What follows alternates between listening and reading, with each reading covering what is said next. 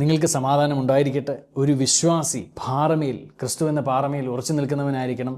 ഒരു അഗ്നിപർവ്വതത്തിൽ നിന്നും ലാവ പൊട്ടി പുറപ്പെടുവിച്ച് വരുന്നത് പോലെ നിങ്ങളുടെ ഉള്ളിൽ നിന്നും വിശ്വാസം, ധൈര്യം വെളിയിലോട്ടിങ്ങനെ വന്നുകൊണ്ടിരിക്കണം. അതുപോലെ ദൈവത്തിൻ്റെ സ്നേഹം വെളിയിലോട്ടിങ്ങനെ വന്നുകൊണ്ടിരിക്കുന്ന വ്യക്തിയായിരിക്കണം നമ്മൾ. അതുകൊണ്ടാണ് എപ്പോഴും വിശ്വാസത്തിലായിരിക്കണം, എപ്പോഴും ധൈര്യശാലിയായിരിക്കണം. എന്തെങ്കിലും ഒരു രോഗമോ റിപ്പോർട്ടോ ക്യാൻസറോ ഇതൊക്കെ വന്നാൽ, പിശാചോ വന്നാൽ താഴെ വീണു ഉടഞ്ഞു പോകുന്ന ഒരു പളങ്ക്, ഒരു ഗ്ലാസ് പോലെ ആയിത്തീരല്ലേ. നിനക്കെന്ത് ധൈര്യമുണ്ടടാ പിശാചേ, നിനക്കെന്ത് ധൈര്യമുണ്ടടാ സിക്നസ്സേ, ആരോട് ചോദിച്ചിട്ടാണ്? നിനക്ക് അറിയാമോ ഞാൻ ആരാണെന്ന്? ആ ആറ്റിറ്റ്യൂഡ് വേണം വിശ്വാസിക്ക്. അല്ലെങ്കിൽ ഇതൊക്കെ നമ്മുടെ ലൈഫിനെതിരെ വരുമ്പോൾ നമ്മൾ തളർന്നു പോകും. ഓക്കെ, അപ്പോൾ ഇത് വെറും നിങ്ങളെ പ്രോത്സാഹിപ്പിക്കാൻ വേണ്ടി മാത്രം പറയുന്നില്ല. ദൈവത്തിൻ്റെ വചനത്തിൽ ഉറച്ചു നിൽക്കുക, മറ്റുള്ളവരോട് ക്രിസ്തുവിൻ്റെ സ്നേഹത്തെപ്പറ്റി പറയുക, അതിൽ വളരുക, വചനത്തിൽ ആഴമായി പഠിക്കുക, നമ്മൾ ആരാണെന്ന് എന്ന് പുതിയ നിയമത്തിൽ നമ്മൾ മനസ്സിലാക്കുക. ഒരിക്കലും നമ്മളെ ഒരു പാപിയായിട്ടോ അഡ്രസ്സ് ചെയ്യുവാനോ കാണുവാനോ പാടില്ല. നമ്മുടെ കയ്യിൽ നിന്ന് തെറ്റുകൾ വന്നാൽ പോലും, നമ്മൾ അശുദ്ധി കയ്യിൽ പെട്ടാൽ പോലും ഒരിക്കലും നെവർ ഒരിക്കലും നമ്മെ പാപി എന്ന് ചിന്തിക്കാനോ അഭിസംബോധന ചെയ്യാനോ പാടില്ല. അങ്ങനെ വിളിക്കുന്ന ഒരാൾ പിശാചാണ്.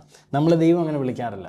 അപ്പോൾ അതുകൊണ്ടാണ് നമ്മളൊരു നിഷ്കളങ്കമായ ജീവിതം, വിശുദ്ധിയുടെ ജീവിതം നയിക്കുന്നതിനുള്ള കാരണം. ഇതൊന്നും നമുക്ക് കേൾക്കേണ്ട ആവശ്യമില്ല. നമുക്ക് ഫോക്കസ്ഡ് ആണ്. നമ്മൾക്ക് ഒരാൾക്ക് വേണ്ടി പ്രാർത്ഥിക്കാൻ സമയത്ത് നമുക്ക് ആ സമയത്തല്ല ഞാൻ അത് ചെയ്തു ഇത് ചെയ്തു എന്ന് ചിന്തിക്കേണ്ടത്. അപ്പം നമ്മളുടെ ഈ ഓട്ടം നമുക്ക് നേരെ പ്രോപ്പറായിട്ട് ഓടുക. നമ്മുടെ കണ്ണുകൾ എല്ലാം സ്ട്രെയിറ്റ് ആയിട്ട് നമുക്ക് നിൽക്കാം. ഓക്കെ, അതുകൊണ്ട് മാത്രമാണ് നമ്മൾ ഇതിനെയൊക്കെ മാറ്റി നമ്മൾ ഫോക്കസ്ഡ് ആയിട്ട് നിൽക്കുന്നത്, ഈ ഡിസ്ട്രാക്ഷൻസൊക്കെ മാറ്റിയിട്ട്. ഓക്കെ, അപ്പോൾ ഇന്ന് നിങ്ങളെ എൻകറേജ് ചെയ്യുന്നു, മറ്റുള്ളവർക്ക് വേണ്ടി പ്രാർത്ഥിക്കുക, അല്ലെങ്കിൽ സുവിശേഷം അറിയിക്കുക. നമ്മുടെ ലൈഫ് കണ്ട് അട്രാക്റ്റ് ആയിട്ട് മറ്റുള്ളവർ നമ്മളോട്ട് വരണം.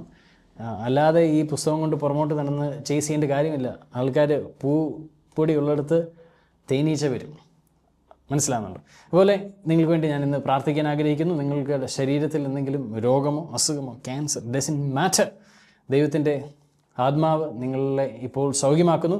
കർത്താവായ യേശുവിൻ്റെ നാമത്തിൽ ഇപ്പോൾ സൗഖ്യമാകും. നിൻ്റെ അടിപ്പിണരിനാൽ, യേശുവിൻ്റെ അടിപ്പിണരിനാൽ ഇപ്പോൾ നീ സൗഖ്യം പ്രാപിക്കൂ. In the name of Jesus, be healed, be blessed. Amen.